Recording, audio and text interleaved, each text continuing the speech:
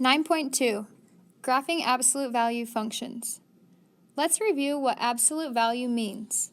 Absolute value is how far a number is from the number 0. For example, if we have a number line, and on the number line we have 0, +1, and -1, the distance from 0 to 1 is 1 unit, and the distance from -1 to 0 is also 1. The absolute value is the distance between a number and the number 0.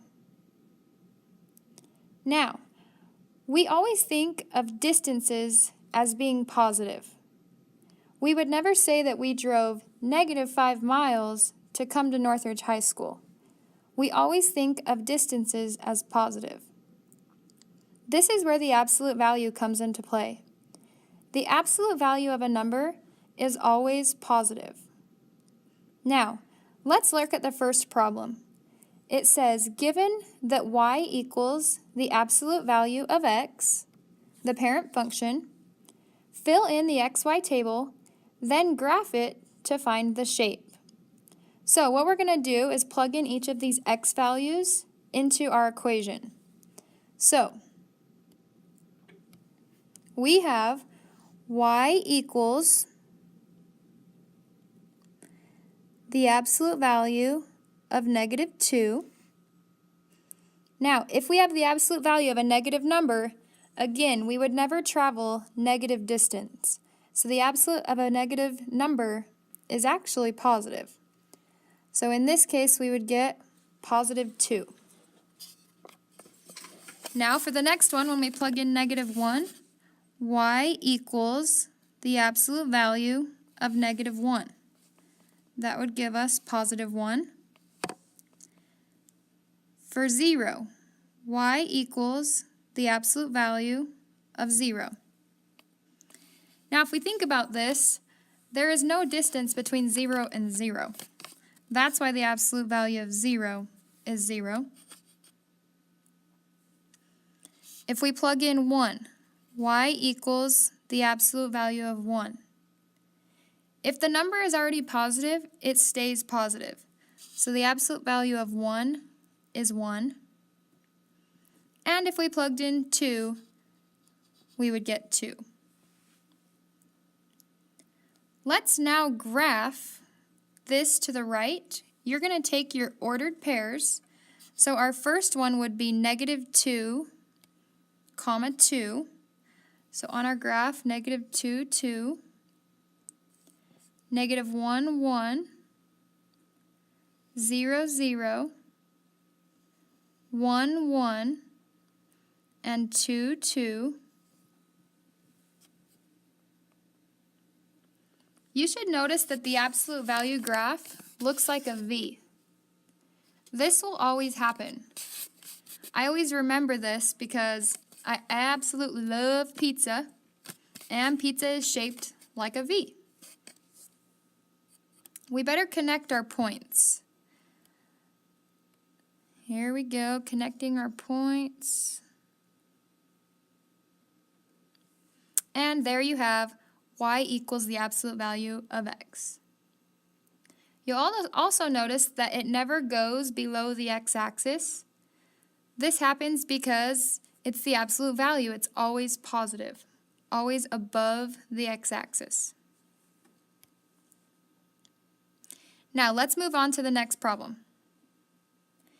It says now graph y equals negative absolute value of x.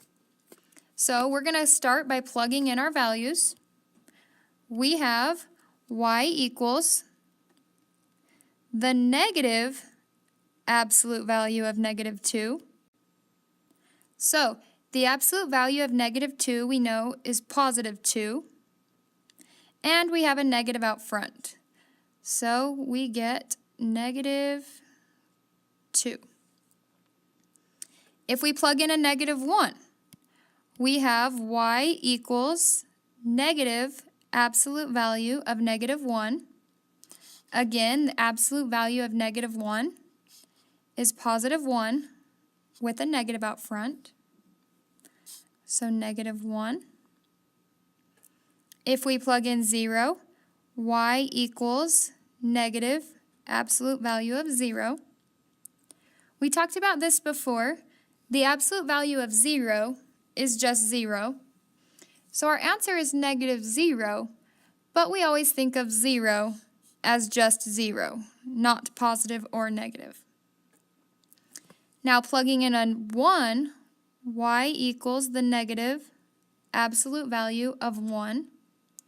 Well, the absolute value of 1 is 1, and we have the negative in front. So negative 1, and when plugging in a 2, you will get negative 2. Now let's go over to the graph and graph our points. We have negative 2, negative 2, negative 1, negative 1, 0, 0, 1, negative 1, and 2, negative 2. So you should notice that again we have a V. The only difference is that our V is concave down. Its opening will be down. Okay, connecting our points. Here we go. All right. So again, when we were up top, we had y equals the absolute value of x, and it was concave up because it was positive. On our second example, y equals negative absolute value of x, it was concave down. This is because it was negative. We have seen this before when we were graphing parabolas. When the quadratic was positive, it opened up, and when the quadratic was negative, it opened down. Now, moving on to example 1. It says, look for patterns as you graph the following equations. Write down the change that you notice. How do they compare to the parent graph of f of x equals the absolute value of x? So, on our first one, part A, I'm going to zoom in so we can see a little bit better. Y equals 2 absolute value of x. We're going to go ahead and plug in the same numbers that we did above. So here I have a little t-chart, my x's and my y's. I've got negative 2, negative 1, 0, 1, and 2. Now, if we plug in negative 2 for x into the equation, right here we would have 2 absolute value of negative 2. We know that the absolute value of negative 2 is just 2, which leaves us with 2 times positive 2, which is 4. If we plug in negative 1, 2 times the absolute value of negative 1. Well, that leaves us with 2 times the absolute value of negative 1 is 1. So our answer, 2 times 1, is 2. If we plug in 0, we get 2 times the absolute value of 0. Well, the absolute value is 0, so we are left with 2 times 0, which is 0. If we plug in 1, 2 times the absolute value of 1, well, the absolute value of 1 is 1, and so 2 times 1, which is 2. And the last one, 2 times the absolute value of 2. That would give us 2 times 2, which is 4. Now that we have all of our points, let's graph them.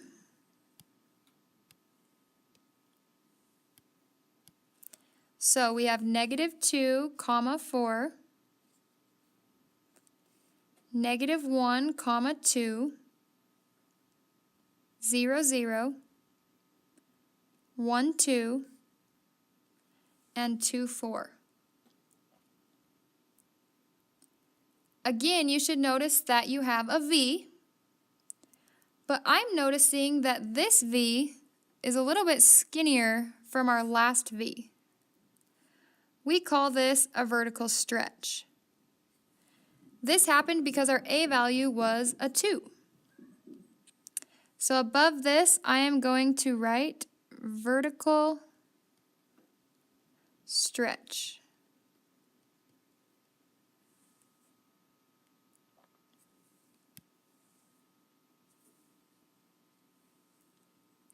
Let's move on to part B. Our equation on part B, I'm going to zoom in a little bit just again. Y equals 1/2 the absolute value of x. If I make a t-chart, we don't have much room on this one. We would have our x values and our y values. I always like to use the same x values, -2, -1, 0, 1, and 2. It gives us a good idea of what our graph will look like. Now, if we plug in a -2, I'm going to show my work down here below a little bit. Y equals 1/2 the absolute value of -2. Well, the absolute value of -2 is +2, and so we are left with 1/2 times 2. 1/2 of 2 is 1. Now let's plug in -1. Y equals 1/2 the absolute value of -1. Again, the absolute value of -1 is 1.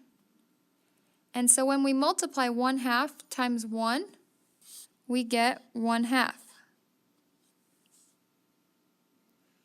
If we plug in 0, y equals 1/2 the absolute value of 0. Well, the absolute value of 0 is 0.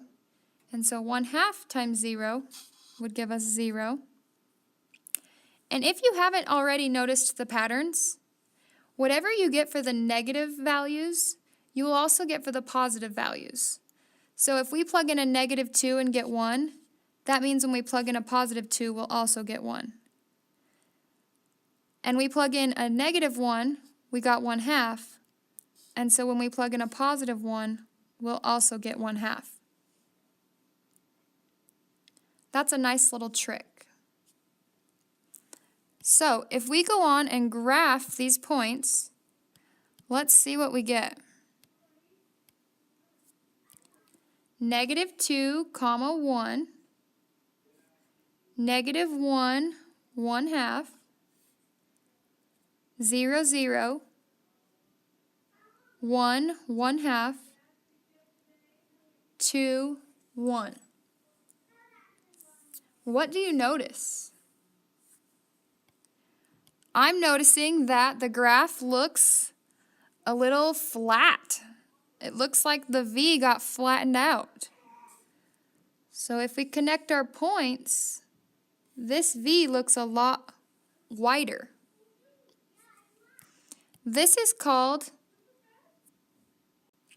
a vertical shrink. So I'm writing this up above, vertical shrink. So just like in parabolas or quadratics, if the number was greater than 1, the graph gets skinnier. If the number is less than 1, it gets wider. Now on part C, it says f of x equals the absolute value of x plus 2. I'm going to begin by drawing my t-chart. And I have x values, y values, -2, -1, 0, 1, and 2. Let's do some mental math. If we plug a -2 into the equation, it would say the absolute value of -2 plus 2. Well, the absolute value of -2 is 2, plus 2 more is 4. if we plug in negative 1, the absolute value of negative 1 is 1, plus 2 more is 3. If we plug in 0, the absolute value is 0, plus 2 more is 2. Again, if we plug in 1, 1 plus 2 is 3. Plug in 2, 2 plus 2 is 4. So you should notice the pattern. The negative numbers and the positive numbers give the same answer. Now let's graph our points. We've got negative 2, 4, negative 1, 3, 0, 2, 1, 3, and 2, 4. What do we notice? I noticed that the V, or the absolute value graph, is shifted up 2 units.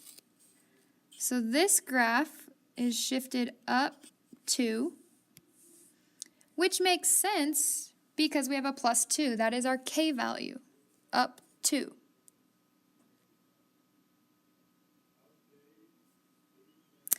Let's go down to part D. The absolute value of x minus 4. By making our t-chart, we get x values, y values, negative 2, negative 1, 0, 1, and 2. Mental math, if we plug a negative 2 into the absolute value, it turns it positive. So we would have a positive 2 minus 4, which is negative 2. If we plug in a negative 1, negative 1 in the absolute value bars becomes positive. Minus 4 would give us negative 3. Plugging in 0 would give us 0 minus 4. That equals negative 4. Plugging in 1 would give us negative 3. Plugging in 2 would give us negative 2. Now let's go ahead and graph these points. We've got negative 2, negative 2, negative 1, negative 3, 0, negative 4, 1, negative 3, and 2, negative 2. What do you notice? I noticed that the absolute value graph was shifted down 4. This is because our K value is negative 4, so our absolute value graph was shifted down 4. I hope you're getting the hang of it. It's very similar to when we did quadratics. Okay, part E. Ooh, this one looks a little bit scarier. Let's try it. If I do my t-chart, we've got our x values and our y values. Negative 2, negative 1, 0, 1, and 2. Any guesses how this one will be shifted? If I think back to parabolas, I'm thinking that that 3 inside the bars is our h value, the horizontal shift. My guess is that it's going to go the opposite direction 3 units. So left 3. Let's see if that really happens. If I plug in a negative 2, I would get negative absolute value, negative 2, plus 3. Now, when you have multiple numbers in the absolute value bars, you first have to solve them. So negative 2 plus 3 would give us a 1. So now we have the negative absolute value of 1. Well, the absolute value of 1 is 1 with a negative out front. If I plug in a negative 1, it's going to say negative absolute value, negative 1 plus 3 absolute value. The negative 1 plus 3 would give us 2. So we have negative absolute value of 2. That equals negative 2. If we plug in a 0, negative 0 plus 3 in absolute value bars. Well, mental math here, 0 plus 3 is 3. And we have a negative out front. This one is a little bit different. When I plug in a 1, let's see what I get. I have negative absolute value of 1 plus 3. Inside those bars, I'm going to get 4. So my final answer is negative 4. The reason this one is different, and we did not get our same answer for negative 1 and positive 1, is because of the plus 3 inside the absolute value bars. If you have a number inside the bars, it's going to alter your T-chart. And if we plug in a 2, we will get a negative 5. Let's go see what these points will look like on our graph. We've got negative 2, negative 1, negative 1, negative 2, 0, negative 3, 1, negative 4, 2, negative 5. I know that this needs to look like a V, but right now I don't see the V. I'm a little confused, and I'm not sure where I'm supposed to go next, but I know that I need to see a V. So what I'm thinking is that we need to plug in a few more numbers. Let's try plugging in a negative 3 and seeing what happens. If we plug in a negative 3 to our T-chart, we would have negative absolute value, negative 3 plus 3. Well, negative 3 plus 3 is 0. So that must mean that we get 0. Let's try plugging in a negative 4. If I plug in a negative 4, it would say negative absolute value of negative 4 plus 3. Well, negative 4 plus 3 gives us negative 1. So we are left with negative absolute value of negative 1. Well, the absolute value of negative 1 is 1, and we still have a negative out front. So negative 1. If we are to graph these points, negative 3, 0,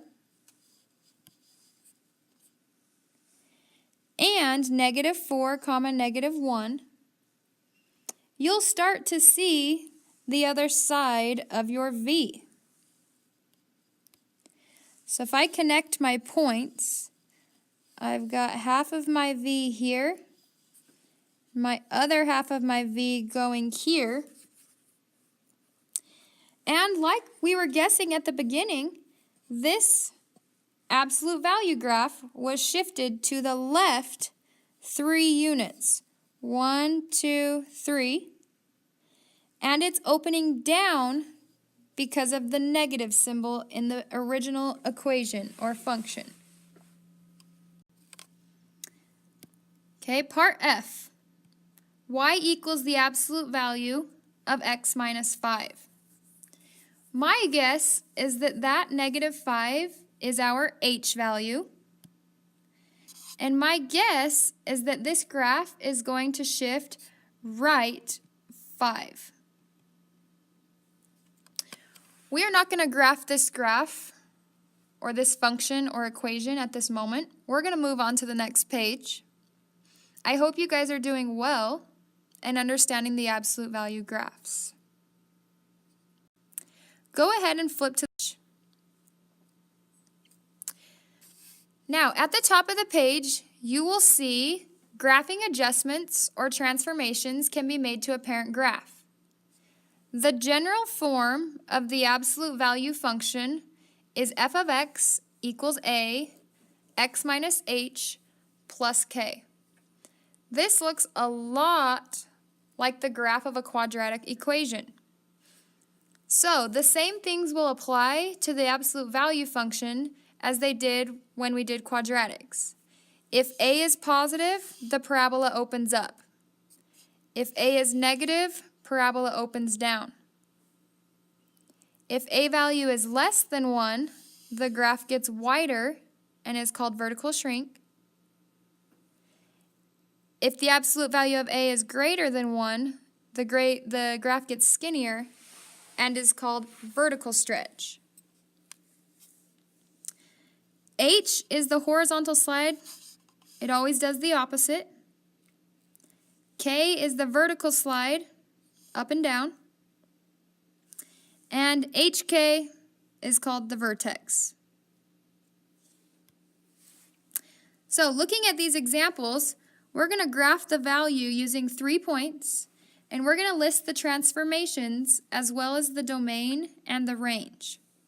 So first of all, let's label our H and our K. Looking at the equation, I can see that this is going to be opening down because it has a negative. It's going to be shifted 2 units to the left because inside the brackets or the parentheses, or in this case the absolute value bars, we do opposite. And the K value, it's going to shift up 5. So, on our graph here, I'm going to zoom in. Let's place our points. We have to the left 2 and up 1, 2, 3, 4, 5. Now, your A value is the number that comes in front of the absolute value bars, and right now I'm not seeing a number. If you do not see a number, remember, it's just 1. This is like your slope. It tells you how to get your next 2 points. So in this case, it's negative 1 over 1. So we're going to go down 1 over 1 in both directions to get our next points. So let's go ahead and graph those next points. We are going to go down 1 over 1, down 1 over 1. And ta-da! You have your V. It's opening down. It was shifted left 2 and up 5. Now, the question also asks down below, what is the domain and the range? So looking at our picture, the absolute value graph is going to go to the left forever and forever, and to the right forever and forever. So our domain would be from negative infinity to positive infinity. And our range, remember we go bottom to top. The lowest it gets is negative infinity. The highest it will get is our top point. And it's up at 1, 2, 3, 4, 5. Now, because 5 has a closed circle, we call that included. And so 5 should have a bracket.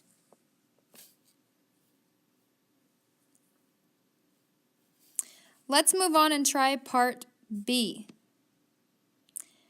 We have the absolute value of x plus 3 plus 2. First, let's identify our h and our k. Our h is always inside the absolute value bars, and our k is always outside. Remember that inside the bars does the opposite. So we should be going to the left 3 and up 2. And because this is positive, it's going to be opening up. And remember, your A value is what's in front. Because we don't see a number, it's just 1 over 1. up 1 over 1. Now, if we are to graph, we have left 3, up 2 with a point, and we're going to go up 1 over 1 on both sides. Now, if we connect our dots or our points, we have our absolute value graph. It's opening up. It's shifted to the left 3 and up 2. For the domain and the range, domain is the x values. So we ask ourselves, how far to the left will it go? Well, it looks to me that it's going forever to the left. That was my attempt of drawing the infinity sign, and I failed. There we go. And to the right is positive infinity. Now our range is the lowest it ever gets, and to me it looks like the lowest it ever gets is 2. And because 2 has a closed circle, we use a bracket, and the highest it gets is positive infinity. And there we see the graphs of 2 absolute value functions. I want you to now try part C. I think that you can do it. So right now we're going to push pause, and I would like you to try example C. After a few minutes, we'll push play, and you may check your answer. All right, let's check your answer. Now, when I was looking for the h and the k, I noticed that there was no h value inside the absolute value bars. That means that our absolute value graph does not shift to the left or to the right. Now, I also noticed that we didn't have a k value. That means that we did not shift up or down. So your first points should be right at the origin, 0, 0. Your a value is a -2. That tells us that we should be opening down and that we should have a skinnier v, or a vertical stretch. Again, by creating a fraction, -2 over 1, that tells us to place our next 2 points down 2 over 1 to the right and down 2 over 1 to the left. And by connecting your points, you should see an opening down absolute value graph that has a vertical stretch. Your domain, left to right, is -infinity to infinity. Your range is bottom to top, so the lowest it gets is -infinity, and the highest it gets is 0. Because 0 is a closed point, we use a bracket. We've got one more, and then you are through. You may work on the worksheet. Okay, part D, we are identifying our h and our k. So the first one that I see is h and k. We also have an a value this time. I'm trying to make a prediction. If the a value is 1/2, will this be a skinnier or a wider absolute value graph? The last one was skinnier. So my guess is that this will be wider because 1/2 is less than 1. So on my graph, my h value, I should go right 1 because h value does the opposite, and I should go down 4. So on our graph here, we should go right 1, down 4, and put a point. Now our a value tells us up 1 over 2. Up 1 over 2. And when we connect the points, I am noticing that our absolute value graph is wider. We call this a vertical shrink.